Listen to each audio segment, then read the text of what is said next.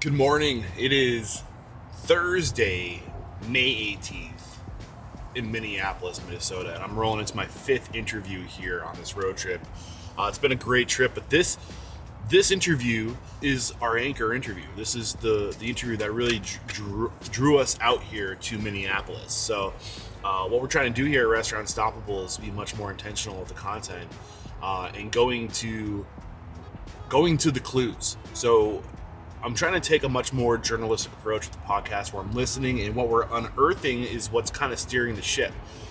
So one of these things that we've recently unearthed is traction and EOS. And I'm excited about it because it's regardless of what your business is, EOS works for so many different businesses. It's the bedrock, the foundation that you build your business on. And really what it is it's a pathway for communication and energy to flow. So before you start, or while you're starting, you need some kind of process to communicate and to have. You need a process for creating process. You need a process for moving information. You need a process for scaling and challenging the status quo. And that's what traction and EOS does. So today we're talking to Mike Paton, author of Proccess and author of Get a Grip. And I think he's got one more book out there. But basically,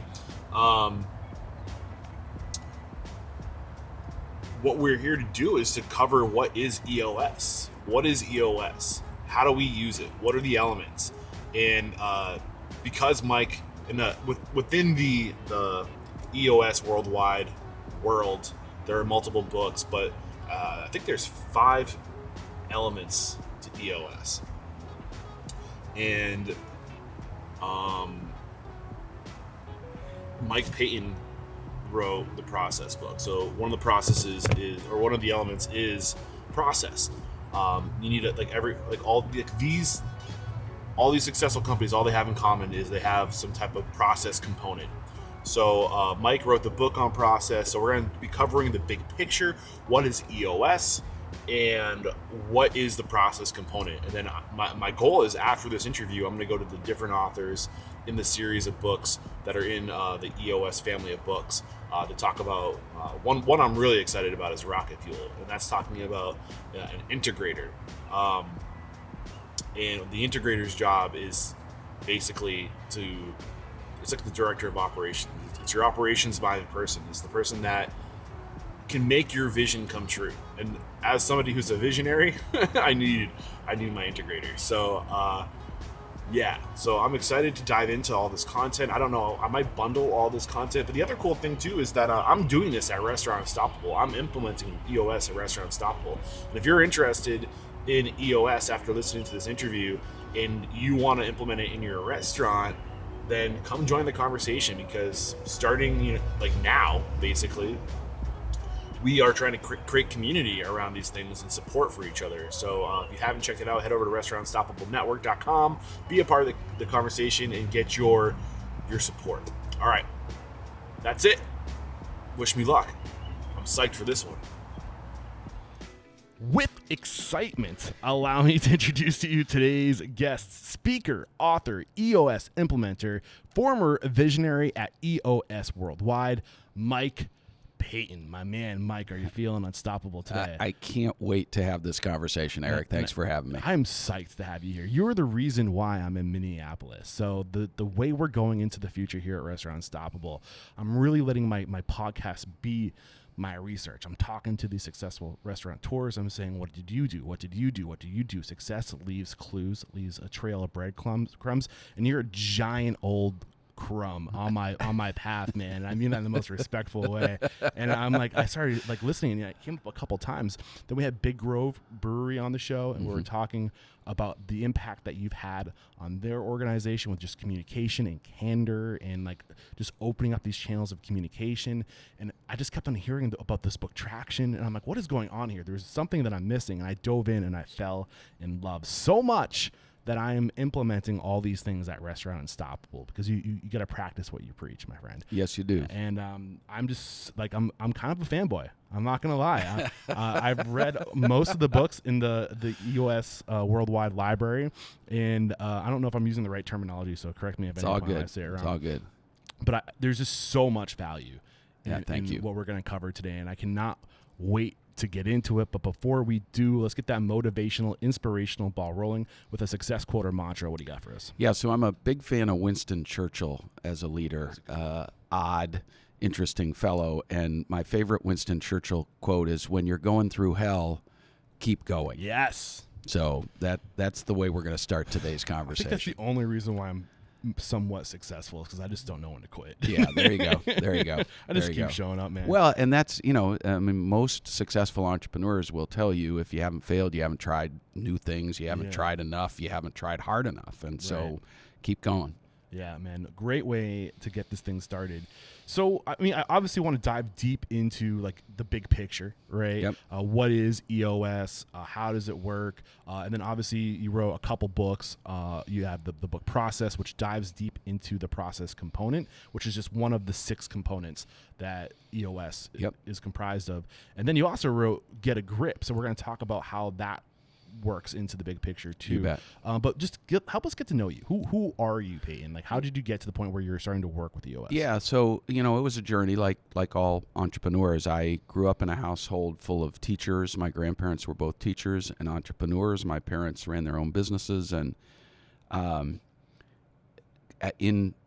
of college, I decided to take my first job in banking, much to my father's chagrin. And but it was a great perspective to get on business and business ownership and what makes for a successful organization. I always sort of felt like I was figuring out what I wanted to do when I grew up, when I was a banker. And the language of money. Yeah, exactly. Well, and more than learning your way around an income statement or a balance sheet, it was about getting to know the people who ran successful organizations and watching organizations struggle and fail, and you learn a lot of lessons from that. And so ultimately I left banking to join the leadership team for one of my clients.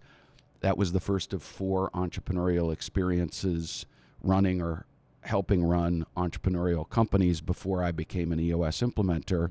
And 2 of those experiences were great successes.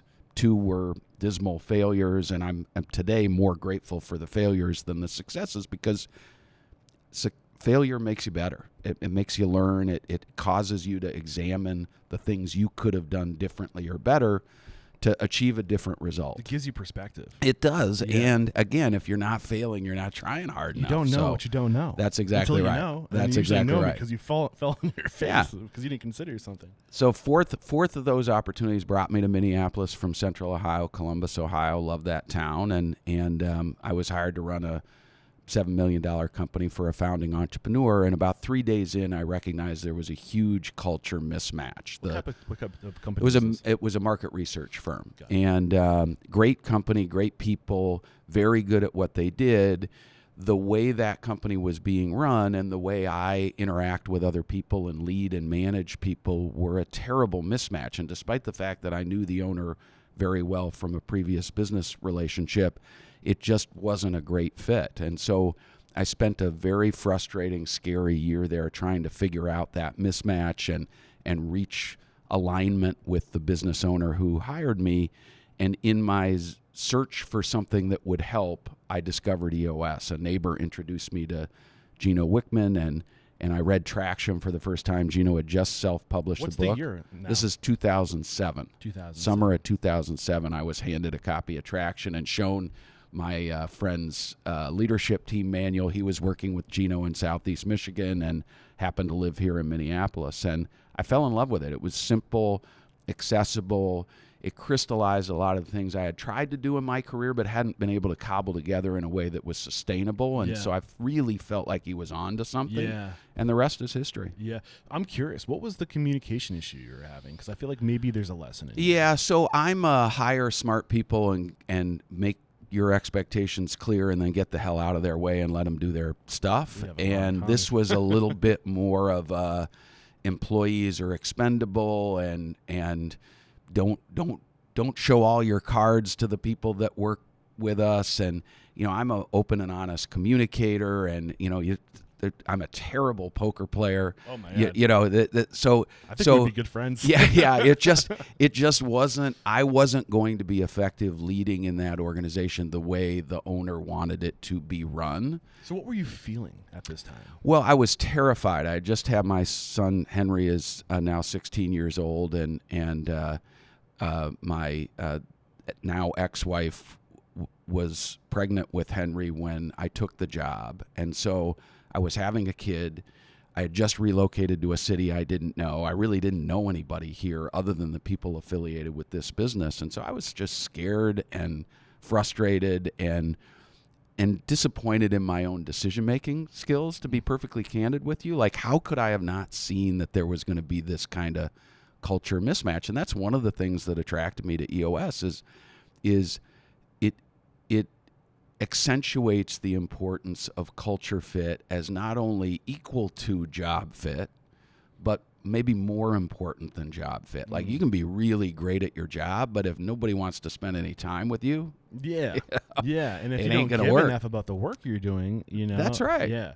So, I'm curious, when you found out about EOS, why was it the solution for your particular problem, though, with this mismatch? Why, in a world where you didn't think that you could command and control, right? And that wasn't, or you weren't comfortable with keeping information from the employee. Like, why was this the solution? Yeah, so I thought it might help because it wasn't me. What Gino had written in Traction, what Gino Wickman, the creator of EOS, had written in the book Traction, was an expert at helping entrepreneurial leadership teams run successful companies, saying, if you do these 6 things really well, you're going to grow your business to the size you choose, make more money, and enjoy your life a little bit better. Yes. And it felt to me like it might resonate with the owner of this company because it was somebody other than the guy she had hired and was paying a whole bunch of money to, telling her to do things differently than she had done them to be successful. And that was the challenge, is that when you're hired to work for a highly successful person and you're suggesting the nuts and bolts of the way things work change materially, a lot of people don't care for that, not surprisingly. How does she handle it? She hated it. And so for the record, that's 100% her right. Yes. You are never going to change the success formula for somebody who feels like it's the key to their being successful. Yeah. And so that's why I thought it might help. It turned out not helping because, like everything else I suggested, it just felt like I was saying everything she had done to that point wasn't working. Yeah. And it was working. And I wasn't saying that, but I didn't communicate artfully enough to really reach her. Got it. And so at the end, it became very clear that we were going to break up anyway. And so I was very excited about what Gino had built and flew off to Detroit to meet him and his business partner, Don Tinney, and pretty sure there was a vat of purple Kool-Aid in the session room when we met, and the rest is history. I fell in love with this work, and I've been doing nothing but helping entrepreneurial leadership teams ever since. 2007, you've been all in. That's right. Yeah. So does it make sense to go further with your story as far as what your evolution was with EOS, or do you want to just get into like what is EOS? Yeah, that's not a very my first visit to Detroit was part of the second ever boot camp for professional EOS implementers that Gino and Don were offering. And me and a buddy, Renee Bohr, who co-authored the book How to Be a Great Boss with Gino, were members of that November 2007 boot camp. And we became the first successful professional EOS implementers. And, I was offering to help and occasionally getting hired to help entrepreneurial leadership teams here in the Twin Cities. Renee was working in Chicago.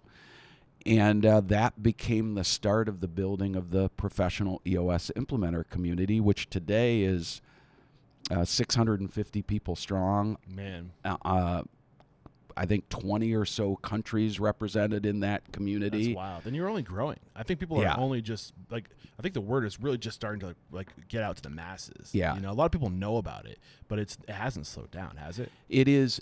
What's interesting to me is nobody other than my neighbor who introduced me to Gino in this town knew what EOS was 16 years ago. And today, it's very difficult for me to have a conversation with a business owner that hasn't already heard about EOS. And that's just super gratifying. And it's a testament to what Gino built. Yeah. Is now a good time to thank our sponsors, or is there more you want to tell us about? No, fire away. All right. We're going to take a quick break to thank our sponsors. We'll be right back to talk about what is EOS and what are the 6 key components. We have to interrupt today's video to let you know that right now, Restaurant Systems Pro is offering a no strings attached 60-day trial that will help you improve your systems, increase your profit, and find better work-life balance. All you have to do is click the link below.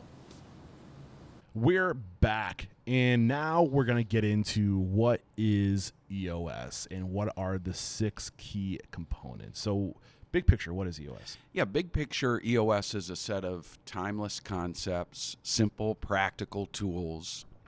Thank you. Big picture, EOS is a set of timeless concepts and simple, practical tools that help entrepreneurs and their leadership teams get better at 3 things we call vision, traction, healthy. Vision is getting everybody on the same page with where you're going, how you plan to get there. Traction is instilling discipline and accountability throughout the organization so that everybody's executing on the vision rather than spinning wheels. Or what I used to find in my entrepreneurial experiences was sometimes people felt like they were working actively to prevent us from achieving the vision. And then healthy is making the leadership team and then everybody in the organization more healthy, collaborative, cohesive, open and honest group of humans trying to achieve a common good. And that's EOS at a high level. Yeah. So when I think of EOS, when I'm explaining it to people, I feel like it's the bedrock. It's the foundation that your business is built on. Yeah, it's an operating system. EOS stands for Entrepreneurial Operating System. It's not visible, really. Once you're running on EOS, it just becomes the way you operate your business. It's not an inventory management process. It's not a scheduling process. It's not a process to go speak to the guests. It's not a process to create a recipe. Our businesses have so many processes, and I should say processes. Yeah, you're in the neighborhood. One of those two. Our business has so many processes, and we look at the business, the brick and mortar, as like all these processes, but I think there needs to be human processes, right? The process for communication to flow, the process for energy to flow. That's exactly right. And that's how I like. You need to have a foundation for how you communicate and how you steer energy before you build a business. Yeah, and Gino was obsessive about the difficult challenges that an entrepreneurial company face are often very similar and aligned. And what he discovered in studying the difference between the truly great entrepreneurial companies where the owners and leaders are fully engaged and 100% committed and working their butts off, but they feel like they've got some equity, some balance in their lives. They're not sacrificing everything for the business and feeling resentful as a result. Those are truly great entrepreneurial companies. And what he studied was the difference between those companies and the typical entrepreneurial company where we're working our butts off, but we're not getting where we want to go. We're frustrated. We're spinning wheels. And what he found was the great businesses are better at 6 things that we call the 6 key components. And those 6 things are the vision component, getting everybody on the same page. The people component, you got to have great people to achieve a great vision. The data component, you got to run your business on a handful of numbers that give you an absolute pulse on the business and an ability to predict what's going to happen next month or next quarter. The issues component is about recognizing issues as they arise and then setting them up, knocking them down, and making them go away forever. I like to think of the issues component as the Kaizen component. Kaizen's a good one. Yeah. I would say I'd pair it with the process component to call it the Kaizen component, but issues identification and resolution is really difficult in an entrepreneurial company because we're all running so hard when we're building a successful business. We're also so close to it too. That's exactly right. And often we're guilty of just wrapping duct tape and twine around the damn thing and hoping it solves itself. Yeah. Hoping we can make payroll next week and not have to worry about it. And so that's a key component. The process component or process component for any of your Canadian listeners is about getting the most important things in the business done the right and best way every time, even when you as the business owner are not there to coach, mentor, manage, yell at, or nudge people out of the way to get them done right. And then the sixth key component is traction. Discipline and accountability for executing on the company's vision day in and day out, focusing on the right stuff, getting it over the finish line, and then living to conquer another challenge next quarter or next month or next week. So can we break these down a little bit further? Can we go You through bet. and just break them down? I mean, we're going to spend a lot of time on process, but when I went through these books, I got to be honest, it's not like the stuff that you're going to read is like, it's not like Gino came up with the ideas. He just took all the ideas that were out there and he packaged them together in a way. The way I kind of communicated is like all those different components are a puzzle piece, right? That's right. And most people know about all the pieces of the puzzle. They're skewed about the table, but what the book does is it puts the puzzles, the pieces together, in a way that makes sense. You articulated it beautifully, and we're very purposeful about giving credit where credit is due. Gino relied on some of the great business thought leaders of our time to. He didn't invent visioning. Yeah, no, or issue solving. There's a million ways, but what he did do was he tested all the ways you might strengthen those six key components on his initial set of clients, and he pulled levers and pushed buttons, and when stuff worked consistently and was able to permanently resolve the common issues entrepreneurial companies were facing, he'd leave it in EOS.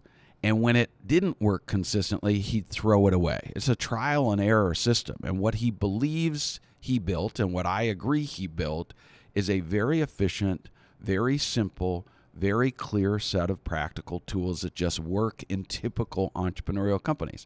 We don't believe every company ought to be running itself on EOS.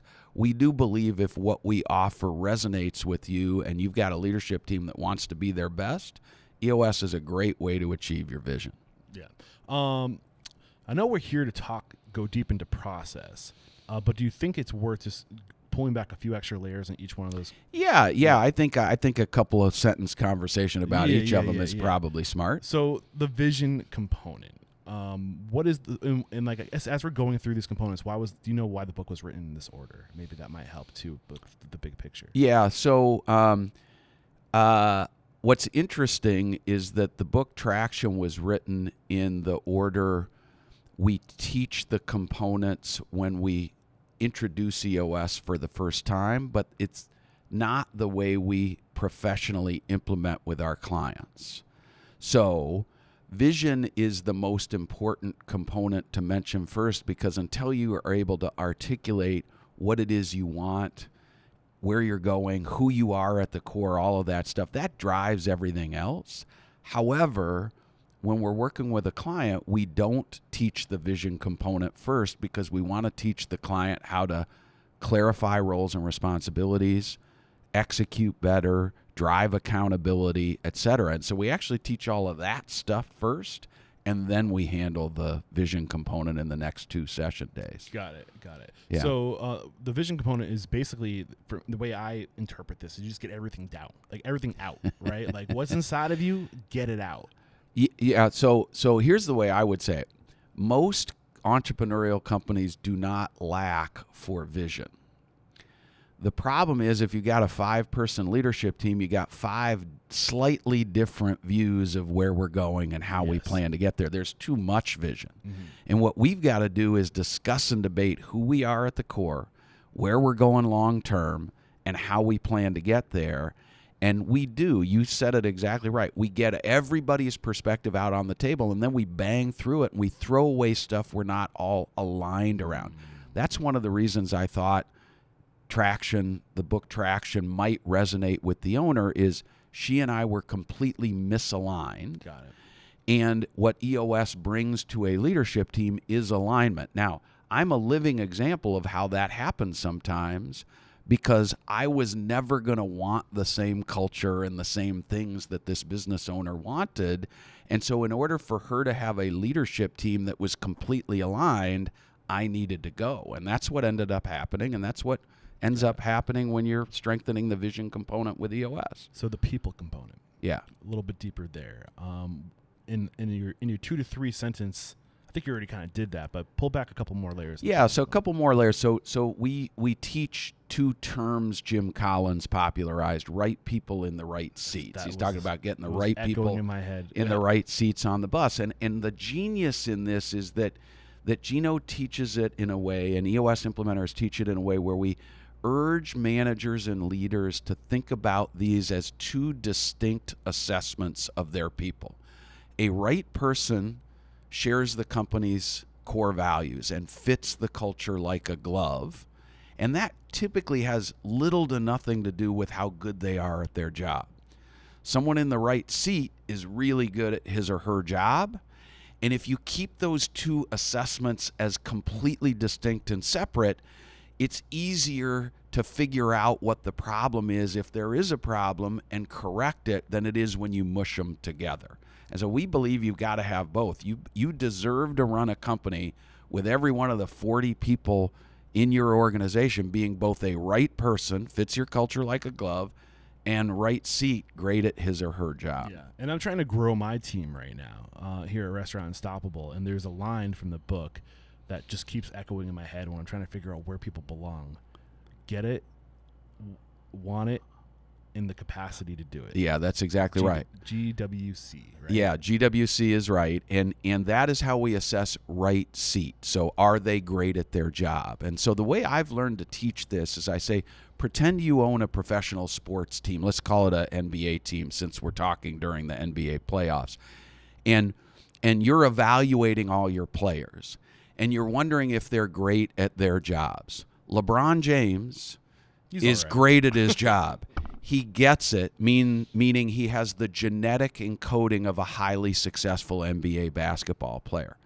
He wants it, meaning he demonstrates by the way he behaves every day that he wants to be the best he can be at the job.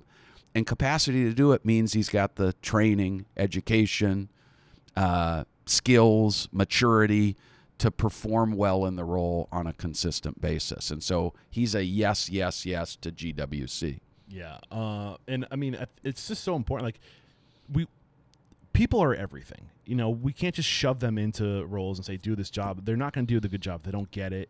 If they don't have the ability, you know, if they don't understand what they're doing, if they don't want it. I mean, you have to want it. Like, to show up and be the best, you have to want it. And then some people just don't have the skills necessary to do certain things. Like, I'll never be a chef because I cannot handle that many things in my head at once. You know what I'm saying? Like, so it's just you got to put things through these filters. But I love that. I wanted to bring it to the surface. So the next big one is the data component. Yeah, data is running the business on a handful of numbers that gives you real insight and the ability to make stronger, better, faster decisions. And what's interesting to me about the data component is that when I started in business 40 years ago or so, most companies were struggling with data because they didn't have any. They were flying by the seat of their pants. Today, I see exactly the opposite problem. Companies are drowning in data, but it's not helping them make better decisions. And so we teach a couple of disciplines, company-wide scorecard, 5 to 15 leading indicators that give you the ability to predict the future and a pulse on what's working and not working throughout the business. And then we migrate that discipline down into the organization, one department at a time, till we get to the point where everybody in the company has at least one measurable they're accountable for keeping on track each week. And that allows every team in the company to mind keeping numbers on track on a regular basis that define what success looks like, what a good week versus a bad week looks like. Yeah, in the great game of business, I don't know, Jack Stack. Yeah, very well. I know Jack very well. You gotta keep score. Yeah, you need for sure. a scoreboard. You need to know how you're doing. Well, and what's interesting to me is there's a cultural change required in an organization that decides it's going to run itself using data. And that culture change is the people in the organization are conditioned to believe that if you're measuring my performance, you must be looking for evidence that I'm not very good at my job. And what we need to do is we need to help them understand that we want to employ champions. And champions are people who look at data as an opportunity to learn what's working and not working themselves and make themselves better. And that cultural change is much more difficult than the tactical work you have to do with scorecarding and numbers. I think just gamification in general is huge, too. Exactly. And it makes it fun. It makes it, like you have something to aim for. That's right. And I think just making that little shift. But sorry, go ahead. Yeah, no, top performers want to know they're great. And if you as a boss can't describe for them specifically what great looks like, you're going to lose your top performers. If you want somebody to just show up and mail it in every day, they're happy to do that. But champions hate that, and they hate being treated the same way as somebody who's approaching their job that way. And so the data component is really something that helps you attract and retain those top performers. Is this where you guys cover rocks? Is it? I think you mentioned that. Is that rocks is in the traction component. Okay, that's yep. the traction component. Got it. That's at the end. All right, let's move on to the issues component. Yeah, so issues, a couple of my clients have said, we're really good at creating issues, Paton. So that's not the issues component. The issues component is about recognizing issues as they arise, naming them, and learning to solve them for the long-term greater good of the business rather than feeling like you're stuck solving the same set of issues over and over and over again, that horrible kind of deja vu that we get as business owners. Yeah. What I love about the issues component is that it creates safe space. And I think this is one of the most important things if you want good communication in your business. Like, you have to create a culture where the channel of communication is open, that I encourage you to tell me when I'm fucking up. That's exactly right. Yeah. Well, so many of my clients have no idea how intimidating they are to their employees. Often their name is on the sign. Yeah. Right? And the idea that an employee would be nervous to come talk to them about something that isn't working, or the fact that they don't really understand how to do their job well, or a customer is pissed off, most entrepreneurs don't understand why someone would be afraid of that. I'm a normal guy just like everybody else. And so, that cultural change is really difficult too. What I will say to get an entrepreneur to recognize that this is a problem is I'll say, has anyone ever come up to you and said, hey, boss, don't shoot the messenger butt? Yeah. Well, yeah, it happens all the time. Well, there's always a little truth to sarcasm. So don't shoot the messenger means I'm about to tell you something you don't want to hear, and I'm afraid you're going to murder me. Right. So that's the cultural change. And then we also teach a technique.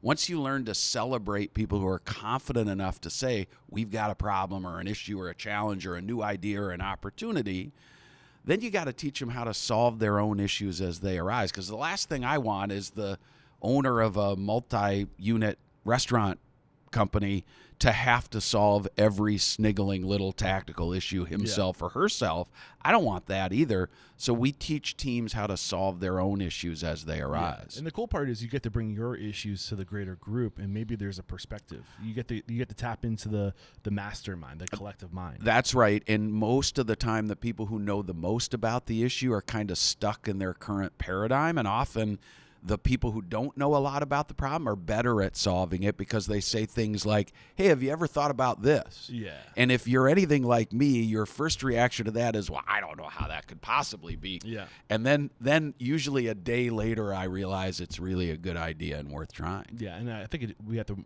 use the word candor here. Yeah, for sure. It also, I think you mentioned radical candor in your books as a book to read, and just creating a culture of just like, if it's reality, bring it forward. That's right. And it's not about feelings. It's not about talking down. It's about there's the speed of trust, and creating that safe space. Well, it's a big part of professional EOS implementation. One of the jobs of a professional EOS implementer is helping a leadership team learn that if you're open and honest with one another and you attack the issue, not the person, and you always assume positive intent, a great team working together can solve any issue. Yeah. When you're holding all that stuff in and you feel like it's your job to figure it all out yourself, that's when you get overwhelmed and frustrated. And a lot of people when they have a lot of those things they're not comfortable solving with their teammates, they just quit and go find a new organization with a different set of issues. So there's the process component, which is next. We're going to pause on that one, move to the traction component. You bet. Because we're going to unpackage process. You bet. You bet. So what is the traction component? Yeah, traction is about getting the right stuff done every day, week, month, quarter, and year with real discipline and real accountability. When we strengthen the traction component with a leadership team, we use two tools. Rocks, which you mentioned earlier, are a set of 90-day business priorities, 3 to 7 company rocks, 3 to 7 individual rocks for each member of the leadership team, and then ultimately we also help companies set departmental and individual rocks at every level of the organization. And when you're setting and completing business priorities at an 80% clip, quarter after quarter after quarter, you create what we refer to as a 90-day world for your organization, where every 90 days, everybody in the organization comes up for air, takes stock of what just happened over the prior quarter, rechecks the vision to make sure you're still on the same page, sets rocks for next quarter, and then goes and executes like hell in the business for the next 90 days. That's rocks. The second component of strengthening the process component is a meeting pulse, and that quarterly meeting pulse is part of it, but we also teach a weekly level 10 meeting that helps teams solve issues and keep things on track during the quarter. So, because in 90 days in an entrepreneurial company, the whole world can change. And if you didn't believe that before COVID, especially in the restaurant industry, you sure as hell believe it now. Yeah. And this is kind of where I'm at using a lot of these traction. So I mentioned that I'm using EOS or trying to. I definitely, every time I read the book, I'm like, I can do so much better than I'm currently doing. But I'm still leaps and bounds ahead of where I was this time last year. Yeah. And it's just even just using bits and pieces of this. I only had 3 people working with me. So 3, now we're about to have 5 people. So I have the minimum number that you're supposed to have in a company. I think these guys list 5 people, right? Minimum 5 people. EOS, Gino really built EOS for companies of 10 to 250 people. That's where you've hit your first couple of ceilings and you're starting to get a little frustrated. But I have worked with 5-person companies myself many times. So, yeah. I mean, in my mind, for me, I want to share this. And I also don't feel like sharing and telling other people to do something if I'm not doing it myself. I hear you. And the other thing is, I feel like if I started now with 5 people, when we get to the point when there's 20 of us and we already have all these systems dialed in and we're just going to be unstoppable. Yeah. And well you played. actually say unstoppable. Well played, young man. Yeah. Well played. So where I am right now, thank you. Where I am right now is I do the level 10 meetings are huge for us. That's great. And we're not 100% EOS functioning, but I'm making everybody read the EOS books, and I'm like, you guys got to speak the same language as me. I think that's another thing that we haven't brought to the table too, is that EOS just brings a language. So when I'm saying something, you know exactly what I mean. Well, this is the EOS creed: is you can't run a great business on multiple operating systems. You must choose one. And one of the reasons we believe that so passionately is if your way of prioritizing things and establishing clear goals and expectations for people and so forth is different from the way one of your leadership team members wants to do it, and you can't reconcile those differences, everybody else in your organization is confused. If you call a goal and your second in command calls it a KPI, even that little language difference creates confusion and ambiguity in the organization. And so alignment is really key. And our mantra is, we don't need you to run on EOS. We do need you to find an operating system that's going to work for you, in part because it gives you a common language and a common set of tools. And if you look at every culture, every major culture in the world, they share the same language. That's right. They speak the same language. They have the same rituals. That's right. And that's what this is. It's rituals and language. That's a culture. Yeah. And you need to be on the same page. And this is a blueprint that you can plug right in. That's right. You can go try to do all this stuff on your own. Or you can take somebody who's dedicated their life, right, and take and a group of people that have dedicated their lives to fine-tuning this and communicating it, and use what's been proven to work. That's right. Yeah.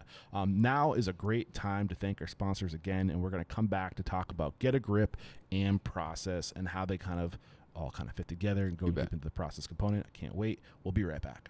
We have to interrupt today's video to let you know that right now Restaurant Systems Pro is offering a no strings attached 60-day trial that will help you improve your systems, increase your profit, and find better work-life balance. All you have to do is click the link below.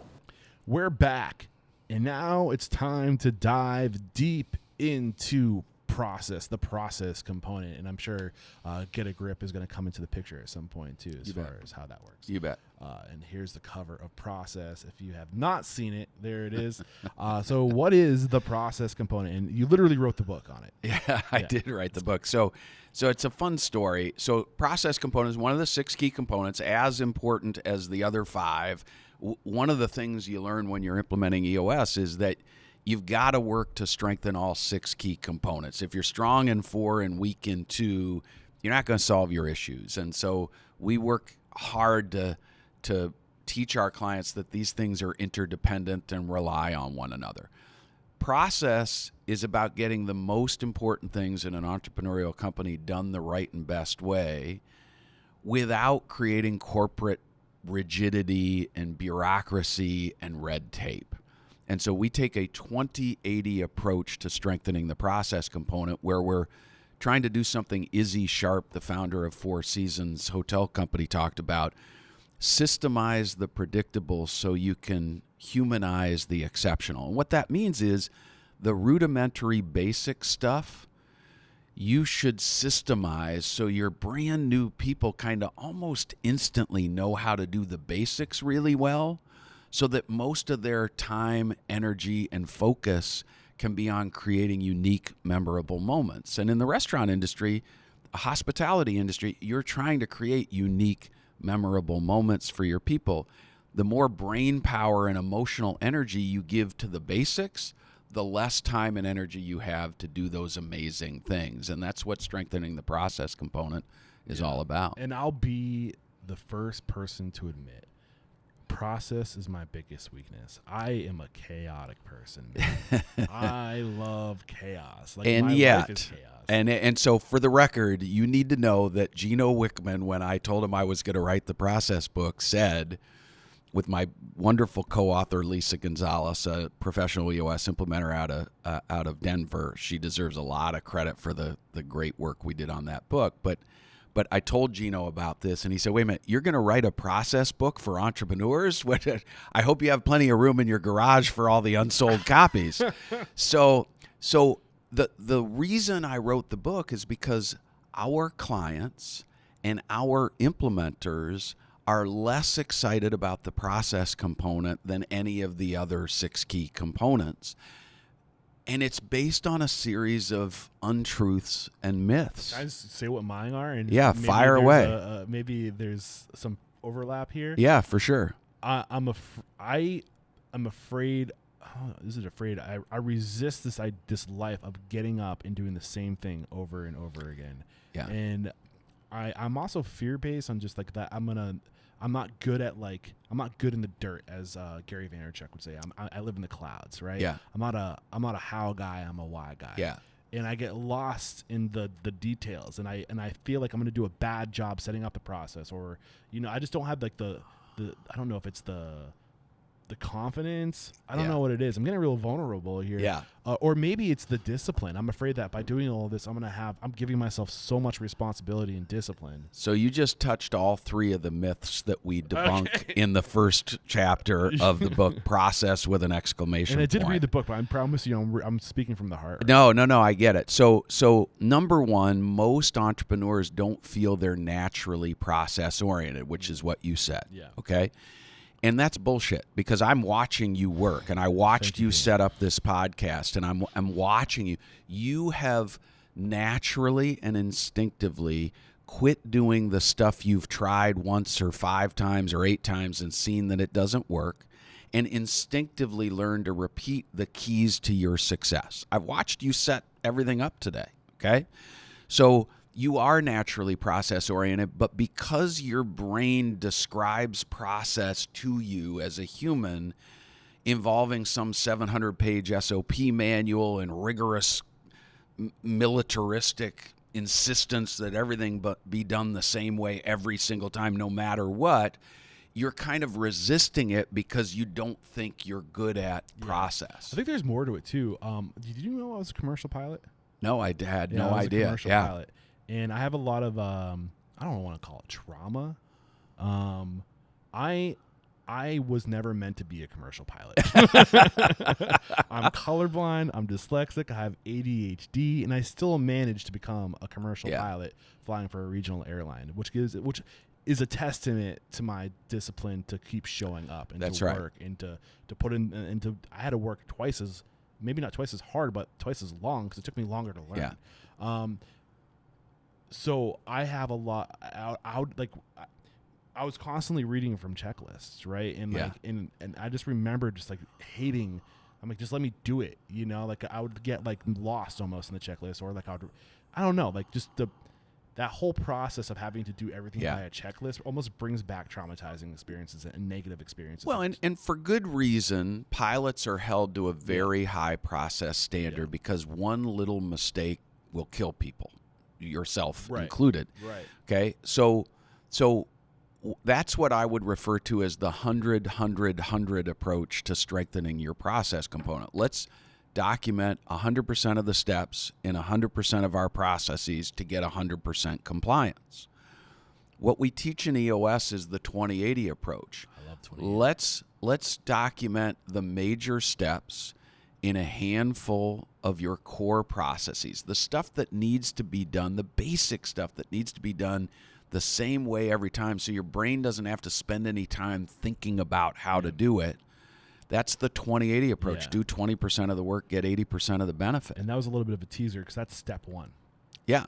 That's step one in the 3-step process to documenting. Yeah. So it's figuring out what needs to be systemized and what doesn't need to be systemized, and creating a list of things you want to get done the right and best way in your business.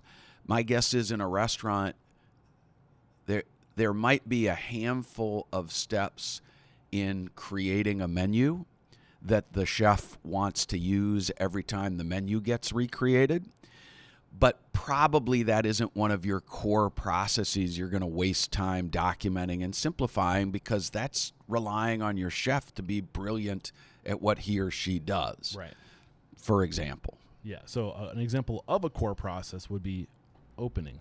Yeah, or taking a reservation. Yeah, exactly. Or seating someone. Yes. Or plating food. Right. Or the stuff that needs to be done according to a formula that if we just replicate that formula every Taking time. inventory. It's kind of like driving to work every day. Yeah. Okay?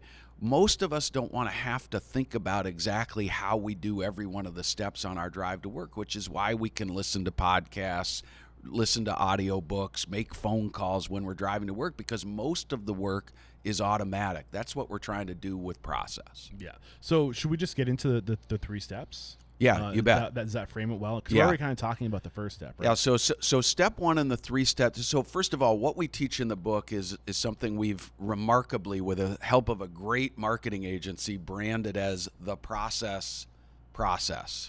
I always feel a little embarrassed about the name of that thing. But the first step is getting all that mind trash you mentioned earlier, debunking myths, and getting you and your leadership team to really commit to what strengthening the process component can do for you, okay?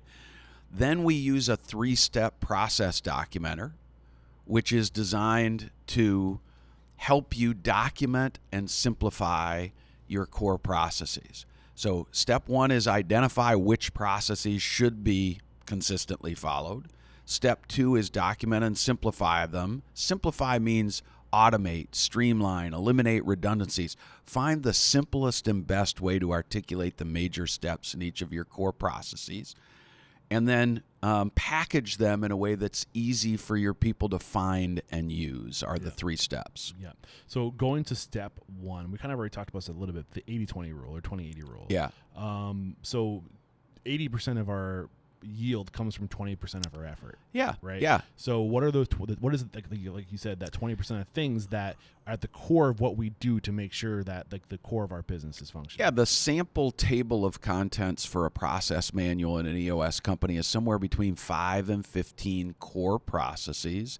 Things like an HR process for how you deal with people, a marketing process, a sales process, a handful of operating processes for how you deliver value to your customers, and an accounting process. Yeah. Very simple stuff. I would honestly imagine that the restaurant industry would probably have more than 15, because it's one of the few industries that is it's the whole product line. Yeah, and what really happens though, Eric, is that most of us instinctively feel like we have a lot more processes, but what we're really referring to is steps in a larger core process. So, for example, if you take the HR or the people process in a business, if that core process entails everything from when you figure out you need to hire somebody to how you describe their role, how you recruit people, how you make hiring decisions, how you onboard and train people. How you fire. Yeah, there you go. Yeah. So that would be one process from beginning to end. That's one core process with a dozen steps that probably cancel about a dozen processes in the typical entrepreneur's So it's head. almost like department. Like a department is a process. Like Not exactly, because for example, there's a lot of stuff that crosses departments in an organization, right? Like operations starts when a salesperson closes a piece of business or a reservation is made at the restaurant, okay? And it goes all the way till the guest leaves the restaurant. And so that is going to be one or more core processes. So it isn't departmental, it's what do we do in this business to deliver value to the customer? And often it involves people from every department in your organization. Yeah. And I think it's important to you, and you mentioned this, you don't have to have it drilled down to perfection on day one. You just have to have it identified. Right? Get started. Another Churchill quote is perfection is the enemy of progress. So just identify. The example we give in the book is if you want to make yourself a little more healthy, you want to lose weight or be more fit, you could make it super complicated and rigorous and detailed and do a bunch of research, or you could make a commitment to do 3 things that are going to help you achieve your objective. Step on the scale once a week, write down all the food you eat, keep track of your calories or whatever, however you count food, and exercise for 30 minutes, 5 days a week. That's a process. Mm-hmm. We can make it that simple and get great results. I think I overthink it sometimes. 100%. Anxiety. I get anxious about all the things I have to do, or will I get it right, or or maybe I'm so close to it that I don't see it as process. Well, every team has people on it who are natural born simplifiers. They don't get mired in the details, and natural born complexifiers who can't imagine something simple being important enough to spend time on it. And you may be a natural born complexifier. I am too. I overcomplicate everything as well, and Gino's kind of beat that out of me over the years. But start simple and build from there. Someday you may have a very detailed, very rigorous set of processes. But right now, if you just pick 3 things you want to do consistently every time you sign up a new podcast guest, maybe that's your process. Yeah. So and if you mentioned this and I missed it, I apologize. When does the identify your handful of core processes happen? When in the fraction or the traction world does this conversation happen? Yeah. So usually my clients will either do that on their own after the first couple of sessions where we've worked on the EOS foundational tools, or we'll do it live in a session. With the team or just the two? With the whole leadership team. Yeah. And what we're trying to do, it's kind of like the vision component where we want to get everybody's perspective and we want to be aligned before we start going to do work. And so until the leadership team has discussed and debated all the things we might make core processes out of, like you said, there's probably hundreds of processes. Every leadership team has 2 or 3 people who feel that way. And then every leadership team has 2 or 3 people who are like, nope, there's just 5 processes. Yeah.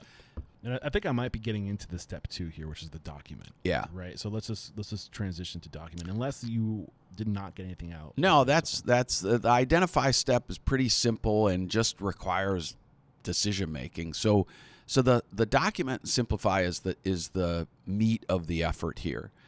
And so step 1 is observe. Okay, the truth of the matter is, if you're running a restaurant today, you have a bunch of processes. Whether you have one process for the way things are done throughout your organization or not is a question. So observe the way it works now. Take notes, do charts, however you think and evaluate properly. I want you to just resist the temptation to fix everything the minute you see something happening that you don't like, and observe what's working and not working now. Then evaluate. Then draft an ideal process. If we could do it the right and best way every time, what would we do? Then make sure your leadership team is on board that that's the right and best way to train everybody to do it. And then codify that in a Word document, a flow chart, a video of you doing the work the right and best way. Somehow capture that. That's what documenting and simplifying is all about. Got it. So where do people get hung up here the most in the documentation? Too detailed, way too specific and rigorous. They eliminate everybody's freedom here. So just keep it high level. It's 5 to 15 steps in a typical core process, with 2 to 5 bullet points describing the who, what, when, where, and how about each major step.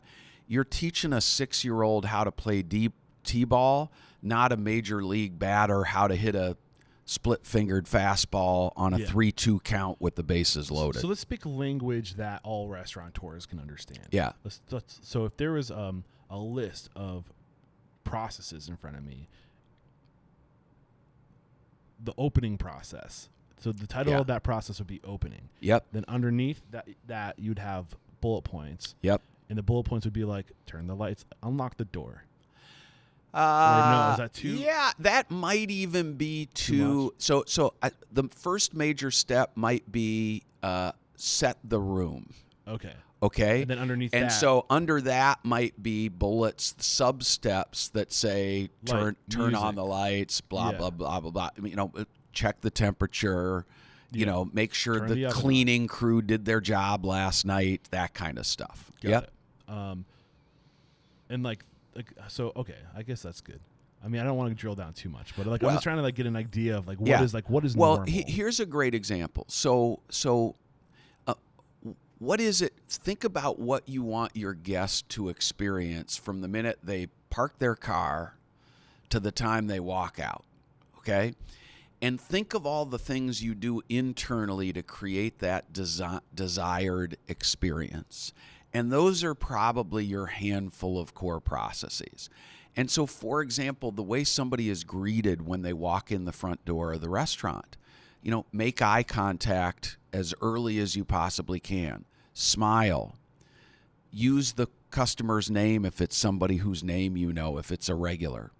Offer to escort them to the bar rather than pointing at the bar. Those are the kinds of things that create personality and feel and environment. That's what you want to work on to systemize the predictable. So would this be a greeting the guest checklist? Greeting the guest sub-steps. Got it. That's step 1 in your seating process, for example. Yeah. So side note, you're making me think of Ari Weinswag. Zingerman's. Ari? Yeah. So yes, let's just say I know Zingerman's really, really well, and so does our whole EOS Implementer community. They're fabulous human beings. I've been fortunate to meet Ari. He has a greeting the guest checklist. I just want to say to the listeners, if you're interested in checking that out, I think it's in his book, Lapsed Anarchist Approach to Building a Great Business. Well, and what I love about Ari is he is a self-proclaimed anarchist who loves process. Yeah. Okay. That's why it's lapsed anarchist. Exactly. Yeah. I think it might be in the Steps of Service book that he put out, where it's like he has this whole breakdown of like if you're 5 feet away, like make eye, or if you're 10 feet away, make eye contact and smile. If you're 5 5 or 5 10 5. Yeah. But if you guys want to go check that out, it's great stuff. Cool. I digress. So any other subjects around document and simplify each core process that we haven't talked about? Only to lead into step 3, which is package. And the number one point to make here, it's a quick one, is that package your core processes using a tool and a location that makes them readily available for your line level staff. Yeah. Don't put it in a F drive somewhere where nobody can find it. Hang it on the wall so that if you're working in the kitchen and you forget how to do an important step in your process, you can look up at the wall and see it visually illustrated and just be reminded of the basic stuff you need to do. That's part of the problem with commercial pilots is, I've seen those checklists and they are built by government bureaucrats. Teeny little print, lots of boxes you're supposed to check. There's a better way to present that information that would make it more easily digestible by people who have ADHD and are colorblind, period. But, you can't. I got a statement of demonstrated ability. People who are colorblind aren't supposed to be flying airplanes. But I somehow pulled it out of my There you I go. don't know. There you go. So at the very least, actually, there was a... Because checklists were so important in the world of aviation, and just knowing, like, there's so much you have to know that they ingrained this into us. Like, you don't have to know the answer. You just need to know where to find it. Yeah, and you part of the reason entrepreneurs don't spend any time on the process component is they feel like the job requires the level of complexity, detail, and rigidity of an airplane checklist, of a pilot's checklist. It's intimidating to think about. We're not teaching that. Just teach the basics so that you as the chef or the restaurateur can focus on the high-level exceptional experiences, and you're not constantly cleaning up the messes or dealing with the failures on the basic executables. Document and simplify your processes that get the basic executables done really well by even your newer staff members, and it will free you up to be a real leader, a real creator. That's why the mantra of the book is process creates freedom. Yeah. It doesn't destroy it. And I think the fun part, and this is something that our flight instructors were trained to say to us when we're flight students, when I was at Daniel Webster College and studying to become a commercial pilot. Whenever you would have a question, the answer to the question was, I don't know, you tell me. They would know the answer. Yeah. I don't know, you tell me. Yeah. And what they're trying to do is to get you to think the answer is available.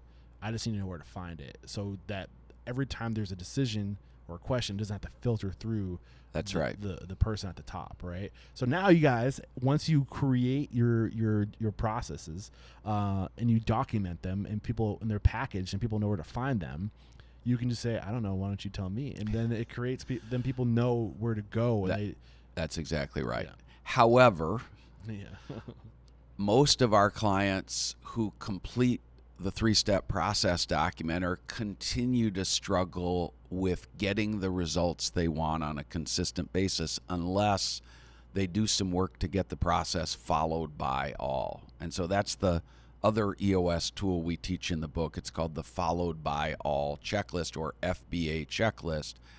And we just teach leaders, you can't assume that because you've documented and simplified a process, people are going to magically change their behaviors tomorrow. We're creatures of habit. And so the FBA checklist includes 4 parts: training, measurement, management, the driving of accountability for following the process and getting consistent results, and then updating. That's the other thing that we make a big point about in the book. This is not a project that's done once you've created a process manual. Great entrepreneurial companies remain adaptable, flexible, creative. They want to be on the cutting edge. You're trying to break it. You gotta, every year, you've got to whip out each core process and ask yourself, can I make this better? Can I automate some things? That's where the issues list comes in. Can I streamline some stuff? So following that 4-step checklist is really key to changing behaviors and getting consistently exceptional results. I think the other variable here is just the world is evolving around us. That's so right. If you keep your processes the same, the world is going to get better. There's going to be tools that you can That's use right. to do even better. And I was kind of interested. What are the tools that come to your mind as far as the tools that are out there to help with this? Like, if we want to use technology to assist us in doing this. Yeah, so I'm seeing some really amazing stuff. We mentioned in the book there was an experiment done with the Bosch Corporation and Ford Motor Company where they built virtual reality training for technicians to work on the new electric version of the Mustang. And so technicians were able to put on gloves and a headset and pretend they were fixing an electric Mustang rather than having the actual vehicle present in their dealership because they were very rare. So that's how cool things are getting about process work. What I'm seeing more and more is video libraries of core processes, images, series of still images or drawings for processes. And of course, we still see workflow documents and or Word documents with step 1, step 2, step 3, all of that stuff. Got to give my sponsors some love because I actually have 2 sponsors right now that are in this world of training. One Huddle and Mies. And One Huddle is all about the onboarding and awesome. Really just like testing people up and giving people the knowledge, like the onboarding process, the educational process of like who are we and like what are our values. So like it's kind of like, I don't know how familiar you are with aviation, but when you're going to take all of your tests, you get this book that has all the questions you'll be asked and the answers, and you memorize basically the test. And they've proven that asking the question and giving the answer and doing multiple choice it's so much more sticky than having somebody read a book and say and then ask them questions. Yeah, it's reinforcement. You know, learning doesn't stick unless it's reinforced. We discovered in researching the book, we discovered a mathematical truism called the forgetting curve, which is like the description of my life, that somebody who learned something yesterday has forgotten 70% of it today and 90% by a week from now. Yeah. And so you got to reinforce that learning. Yep. So that's a great resource. Shout out to One Huddle. Sorry, what was it? Mies. Sorry, Mies. Can't forget Mies. So Mies is a back of house. So basically, it's a tool for people. So you put all of your recipes in there. There's tools to help you scale recipes. It's step-by-step process with video built in and how it's supposed to be done. I love it. Yeah. So I guess the point I'm trying to make is that when I talk to people about like how do you look at technology?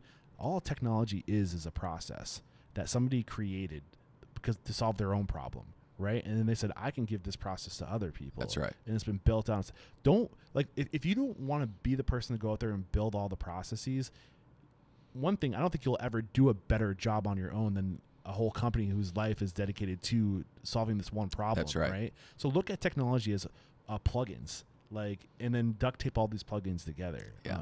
What are your thoughts on technology? Yeah. So simple, clean, accessible technology is making things easier. That the Bosch and Ford thing is just blew my mind because I would never have thought of something like that, but it saved billions of dollars. So yeah, there are great companies out there that are doing great work in this process space for sure. Yeah. Anything we haven't discussed in terms of the process that you want to get out as far as the only thing I want to say for the people listening to this podcast is we wrote the book to be clean, simple, even fun. Like, it's a fun book about process. One of the things I did when I did the research is I bought dozens of books and started reading through them, and they are very complex and very rigorous and very academic. And so, it's a quick airplane read. It's really simple, accessible stuff that's going to make things better in your business tomorrow. And so hopefully you find that to be true yourself. And we haven't given much love to Get a Grip yet. So there's also Get a Grip. And this isn't, you also, How to Be a Better Leader, were you part of that? No, I didn't have anything to do with How to Be a Great Boss. No, just these two. Just these two. Missing anything. So Get a Grip right here. So what is Get a Grip? Yeah, so Get a Grip is a business fable illustrating a company deciding to implement EOS in their business and then going through the implementation process. And it's unlike any other book in the Traction library. It is. And for the listeners that have seen business fables before. Patrick Lencioni's written a lot of them. The E-Myth is a great business fable. So it's just a story of a company applying the tools we teach when we're implementing EOS with a business. So it starts with a clear disorganization or clear like friction or there's definitely issues in the organization, and that's kind of how it starts. And then from there, somebody suggests that we get an implementer. I don't know why I always confuse implementer and integrator. Very common.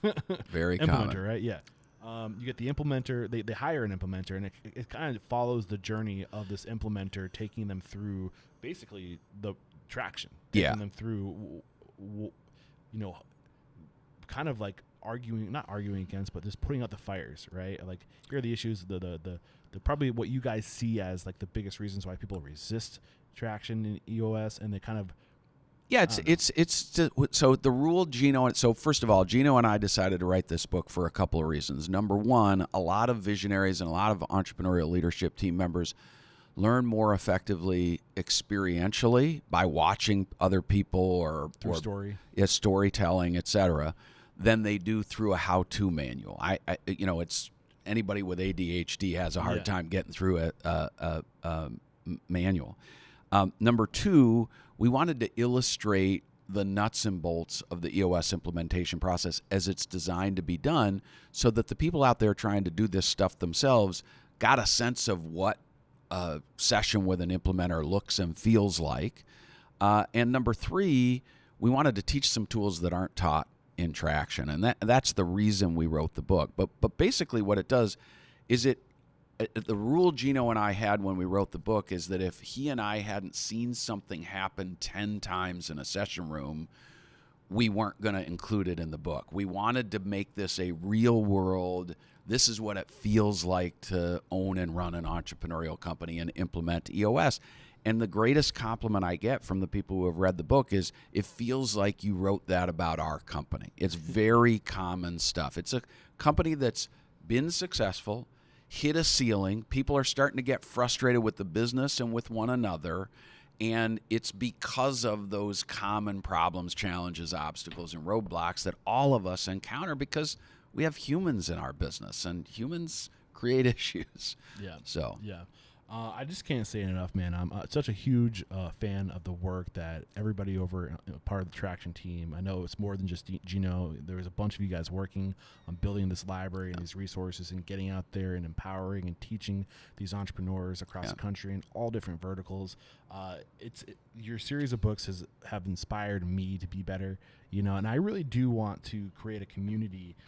I know there's restaurants out there using EOS. For sure. But I think we can get like everybody out there using EOS. And when I started this podcast, my mission was to transform the industry by empowering people, by going out there and finding what people are doing, what's working, and bridging the knowledge gap, so that we can, spread out, build back the middle class, empower the mom and pops of the world who are competing against these huge organizations by giving them access to this information. And these tools that are in these books, man, they are a game changer. Oh, thank you, man. And Eric, I want to say back to you, I'm inspired by what you're doing too. As you and I have discussed, my son was a chef in the West Loop in Chicago for several years, and I know how hard the people who listen to this podcast work every day. I know how many sleepless nights there are when you're worried about things that are outside of your control, and anything that we can do at EOS Worldwide to help restaurateurs get more of what they want from their businesses in collaboration with you, we want to figure out a way to do that. Yeah. So I'm putting it out there, you just put it out there. Like, I'm looking to grow my relationship with the EOS family and all the things that are going on there. If you guys are interested, if you're listening to this and you're interested in learning more about EOS and you want a community of restaurant owners that are implementing, I'm curious sometimes if there's a whole opportunity for like EOS for restaurants, if that's like the next book that comes out or something like that. If there's a different angle or approach. Well, we've talked about that a lot, but the bottom line is EOS is a way of operating any business. Yeah. And so EOS for restaurants is the same as EOS for accounting firms, as silly as that sounds. However, there are industry communities being built up all over the globe, and they're doing so so sort of on their own and organically. Yeah. And so it is helpful. You know, we recommend to our clients who are not part of peer groups or industry associations to engage in those, because EOS implementers don't help their clients with technical information. We help our clients implement EOS, period. When a client looks at me and says, hey, what should I do about this guy I'm really frustrated with in my specific business who doesn't know how to do A, B, and C? I'm like, I don't know. I'm just a brainless guy with a magic marker here, dude. So what do you want to do? And I'm a facilitator and a coach, not an answer man. And so you got to get the answers. What is the call to action if the folks listening to this want to learn more? Well, first of all, I'd welcome anybody reaching out to communicate with me directly, and I'm happy to help people find a local professional EOS implementer in their area, not to be hired as much as to help you explore what running a business on EOS looks and feels like. We have a core value of help first. And so when somebody reaches out to me and says, hey, I'm considering implementing EOS in my business, I want to help them whether they end up hiring me at all. So have people reach out directly to me. EOS Worldwide's website, eosworldwide.com, has a find an implementer feature on it that is very robust. You can either get a professional who knows our EOS implementer community to help you find the local implementer, or search a directory yourself. But first step is reading the books or doing your research and talking to a local EOS implementer who might be able to help. This is something that I meant to ask earlier, and thank you for bringing it to the surface now. Is there an order you recommend reading the books?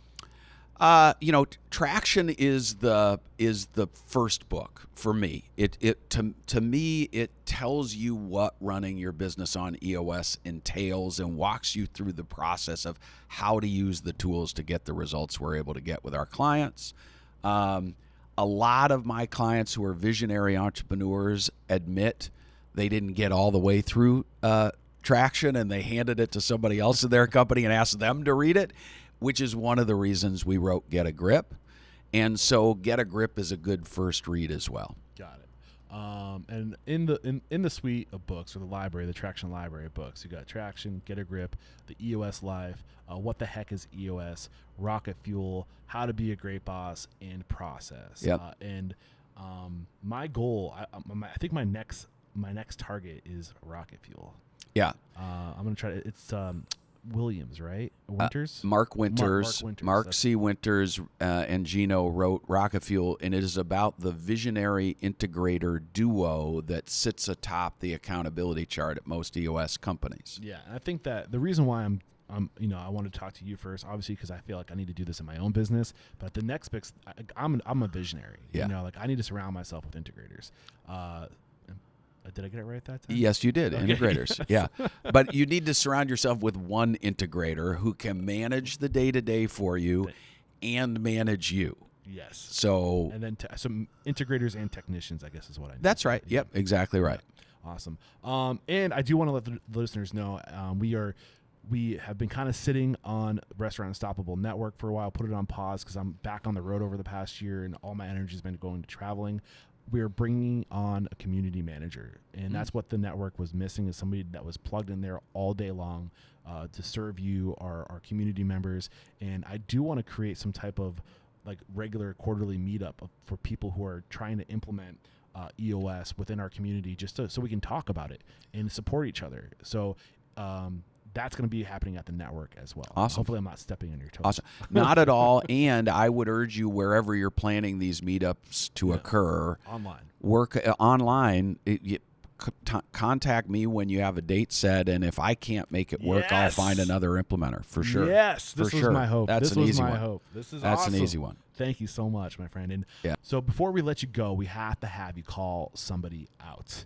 That's how we find future guests on the show. That's how we keep the show injected with integrity.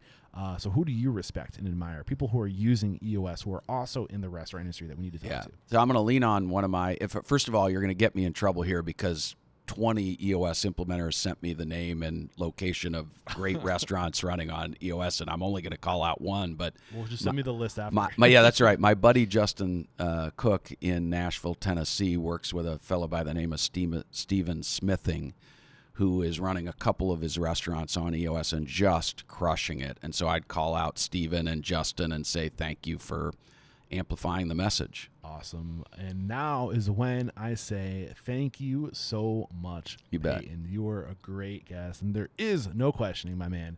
You are unstoppable. Thanks a lot, man. It was Cheers. a blast. Thank you. Bye-bye.